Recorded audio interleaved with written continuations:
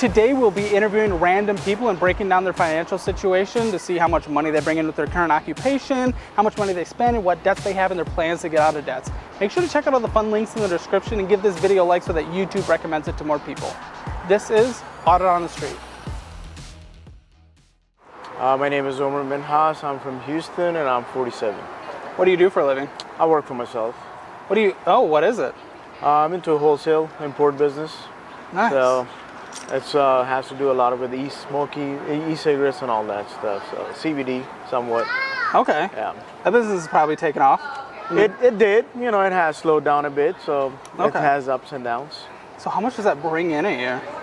Bringing it in here, it's, I mean, you know, the smaller companies are doing anywhere from $300,000 to up to $1 million. So yeah. How much are you able to siphon off to like live on a year though? Like what's your salary from it? So, I mean, with my family and all that, you know, I gotta have at least about anywhere 12 to 15,000 to just meet the basic requirements. Gotcha. Why'd you get into that business? The money was good, you know, so. Yeah? How'd you find out about it?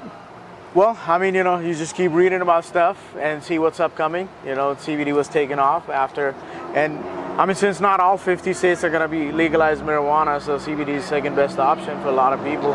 And it actually does help people with their health issues, and that was one of the reasons. You know, I have a nephew who had a condition, so we just kind of started working on him, on skin and all that stuff, and it did work, and that was one of the reasons I got into it. Oh, nice. That's really cool.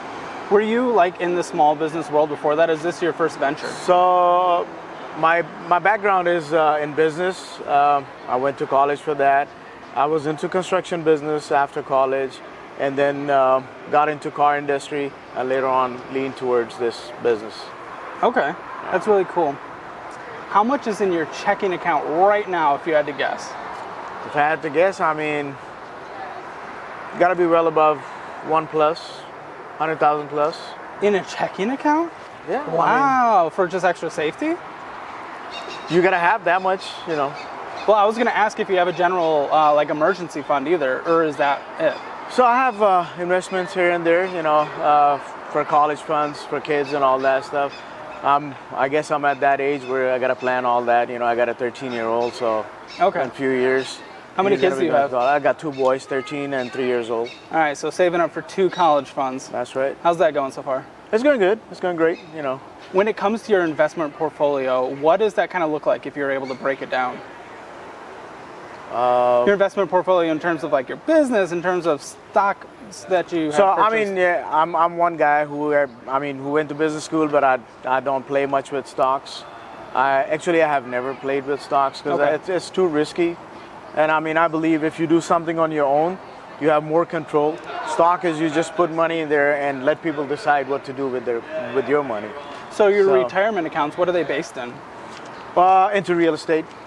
Really? Yeah. Okay. So are these real estate funds or are these into physical properties? Into physical real estates. You know, we have a small group. We pool up the money and then, you know, we do real estate. How many properties would you say that you're in right now? Among us, you know, I would say about 7. That's awesome. Yeah. Shopping strips. And so these are commercial properties? Commercial properties. And are these local from your area or are you looking statewide? Yeah, I mean, pretty much in Houston and surrounding. I'm sure that's a great market for that.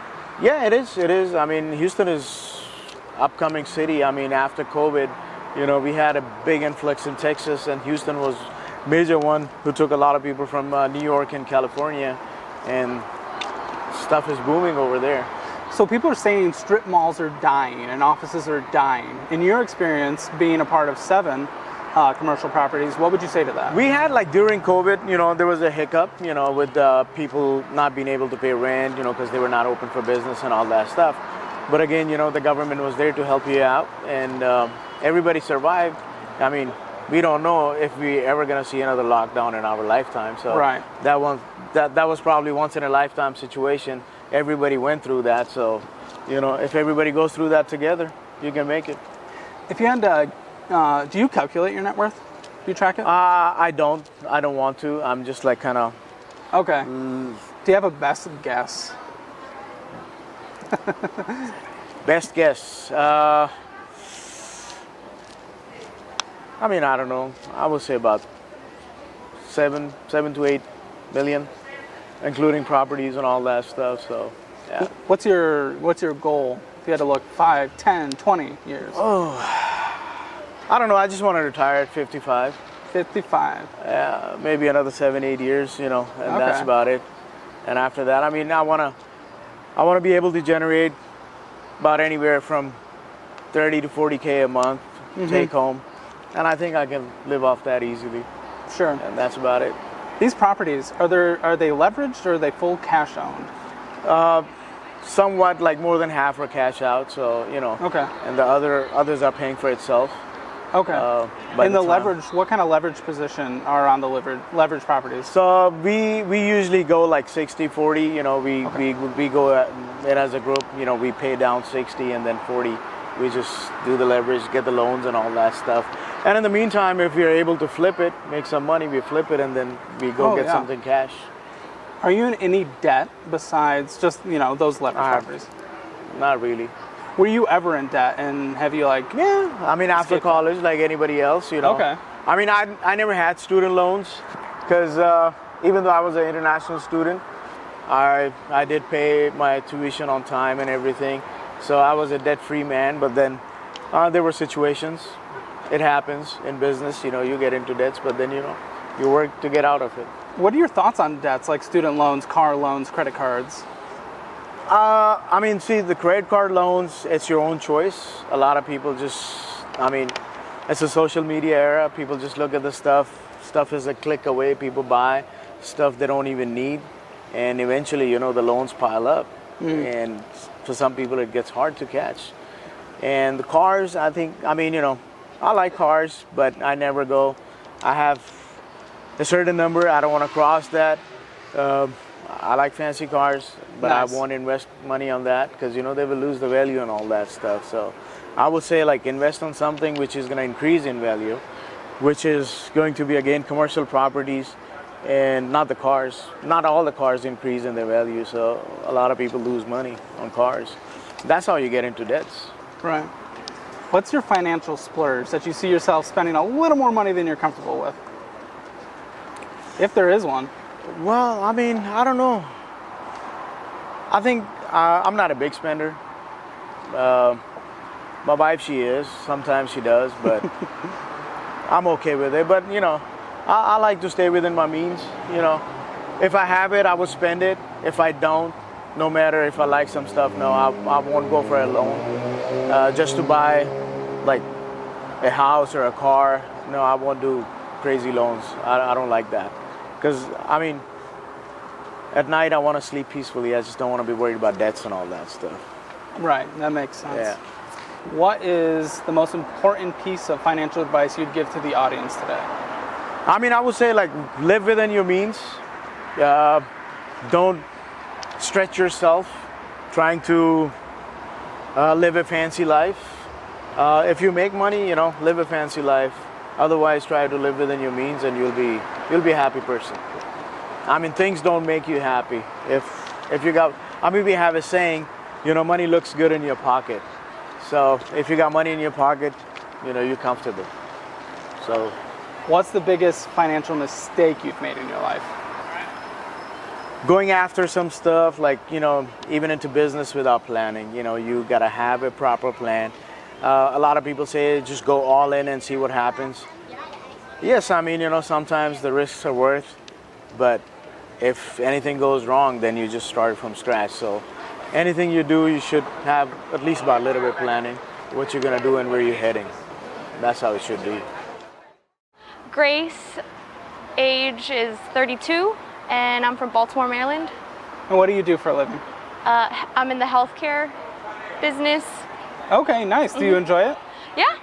Yeah, it's been very rewarding. We're helping people with feeling better about their health. How long have you been doing it?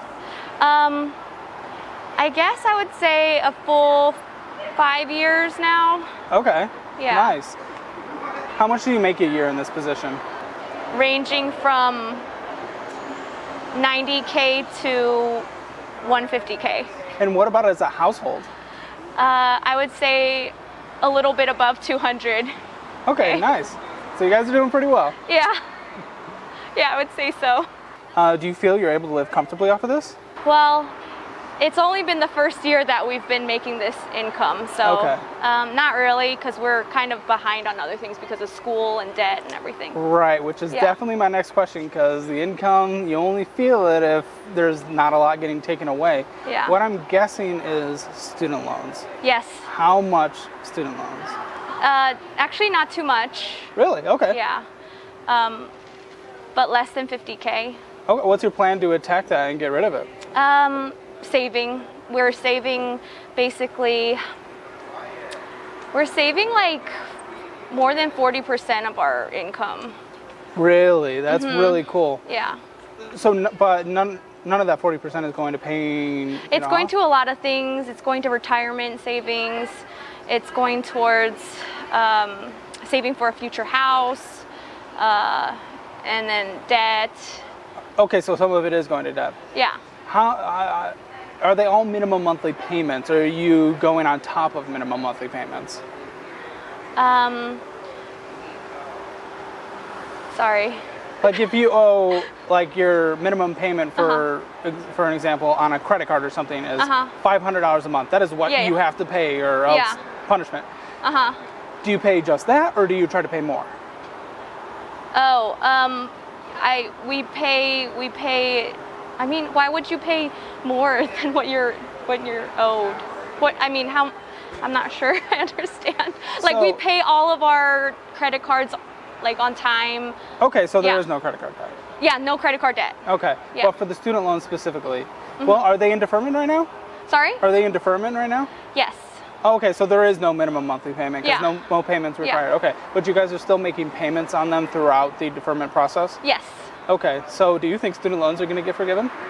I guess maybe later, but it doesn't really concern me too much because it's so little compared to, and I know that we have enough in our savings to just in a year to completely just pay it off. How much is in your savings? Is this like a general emergency fund? We have multiple ones. We have emergency saving funds, and then we have our other savings that are, yeah, I guess I would just call them emergency savings.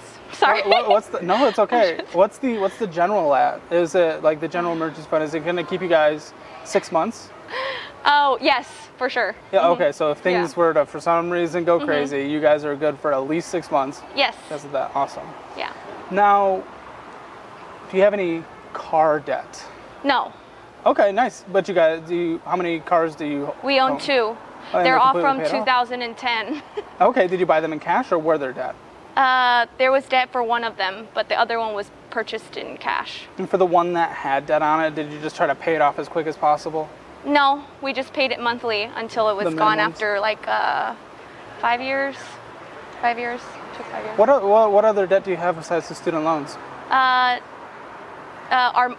We have a house right now, so we still have that. Oh, so you mentioned you were saving up for a mortgage. For a bigger one. Okay, so right now you're actually looking to upgrade. Yes. Yeah, we live in a small house. Okay, what's the square footage? I'm curious. 1,000. That is a very small house. Yeah. Wow. What do you think you'll be able to sell the home for? I'm not sure. It depends on the market. Maybe at least 600. Okay. Now I apologize for this, but I forgot what city you said you live in. Oh, I live in Austin right now, but I'm from Baltimore. Okay, you live in Austin Sorry. now. Austin has had the second highest price cuts in the nation for housing prices. How does that make you feel now that you're looking to potentially upgrade? Oh, I'm not in a hurry to upgrade. It's just whenever the time is right. But we're just saving so that when the time is right, we'll be ready. Okay. And with the money you're saving, and then of course the money that you get from selling the house, is this going to go towards buying a house in cash, or how much are you going to put down percentage-wise? Oh, planning at least 20%. Yeah. Did you put 20% down on the first house? Yes. Okay, good. So avoiding that PMI. Yeah. Okay, very cool. What's the purchase price you're going to be looking around when it comes to that new house? That's interesting because we're deciding between, investment home or like a long-term home. And so if it's an investment home, it would be a much lower price. Now, what do you mean by investment home? Like where we would purchase it and then rent it out. Okay, and then live in the home that you're staying in now? Yeah. Okay. Yeah. So what do you value more space or cash flow? That's hard to say. That's the thing that we're trying to decide right now, but it depends. It depends on, the future of our jobs and income, because that could change Sure. really easily. How many raises have you gotten in the past 5 years? I've gotten one raise. Does that feel a little... No, I was in school. Oh, so some of it was school. Yeah, Okay. like a, a school kind of situation. No, I get what you're saying. Okay, Yeah. that makes sense. The savings for this new home, how much is stockpiled on the side for it? For savings for the home? Yeah. Oh, well, we're still working on it right now. So Of course. there's a lot of different, because not only are we saving for a new home, we're also saving for a new car because mine's about to die. Yeah. Are you going to buy that car in cash? Probably, yes, I would. Very good. Okay, Yeah. cool. Well, how much is on the side? Actually, I'm not really sure total because my husband manages all of that. Okay. That's why I'm not really sure of a lot of No, that's of the okay. questions, but yeah. What's cool is you Yeah. put 40% a month aside. Oh yeah, we live very frugally. That's awesome. Well, because we're behind on retirement savings. So retirement savings. Yeah. Now, I know you said he takes care of a lot of it. If you had to guess, what does retirement savings look like today? Oh, I don't know, and they're in different retirement accounts, Yeah. like 401k, Roth Best IRA. guess. Oh. I'll just say at least 50k. Okay, yeah, that is pretty behind. Where do you want to get it at in 10 years? Oh, way above that. I mean, however much we can. There's not really, just basically maximizing everything. All of our, maximizing however much we can put in for the next few years. Okay, Yeah. as you guys are laying out different sacrifices that you're taking, saving up 40% on the side, paying off debts here and there, what are financial goals that you guys have set over specific time periods in the future? Do you have those? Yes, we have calculations for, I guess, when we want to retire, so how much we want to save to get to that goal. So, but the calculations are on a spreadsheet. I don't remember it off the top of my head. Okay. What's the biggest financial mistake you've made in your life? Oh, biggest financial mistake. Possibly going into my occupation. Oh, really? Okay. Yeah. Do you regret the student loans? Yes, I regret the time spent to get to where I am. What would you do But- different? I don't know, because I really like what I do, but it's not a financially sound job, I guess. Okay. Yeah. Okay. And if you had to give, from all your experience financially, the best piece of financial advice that you could think of for the audience, what would it be? Best piece of financial advice. I guess just save as much as possible from your income, monthly income. But also remember to not be too frugal because you don't know when your life is gonna end. This is terrible, sorry, just, I don't know. I guess, babe, do you have a good financial advice? What? What's the single most best financial advice that you can give people? It's not like we're as in, I feel like we're not super good at our finances. Do you know what I mean? Like we're just kind of, Even though you put 40% aside a month yeah. and have no debts besides the student loans. I don't know. I think it's just because we realized we were in such a bad place that we're like, we need to, aggressively save. That makes sense. And so, yeah. So as in, I can't give people advice. They're probably in a better shape in terms of like where they are for retirement and everything. Everyone's situation's different. But, you know, if you are in my situation, I would just say, you know, save as much as possible, but also don't forget to, you know, live your life a little bit. Yeah. Let them know what you think about their financial situation in the comments below. Make sure to check out all the fun links in the description and give this video a like so that YouTube recommends it to more people. A special shout out to my 4 Cups of Coffee supporters of Dio Martinez, Mark, Josh Bennett, Anthony, an anonymous supporter, Sam D03, Clayton 006, Tyler Chong, Drew Smith, and Timothy Williams. Subscribe and stick around for more. Thanks.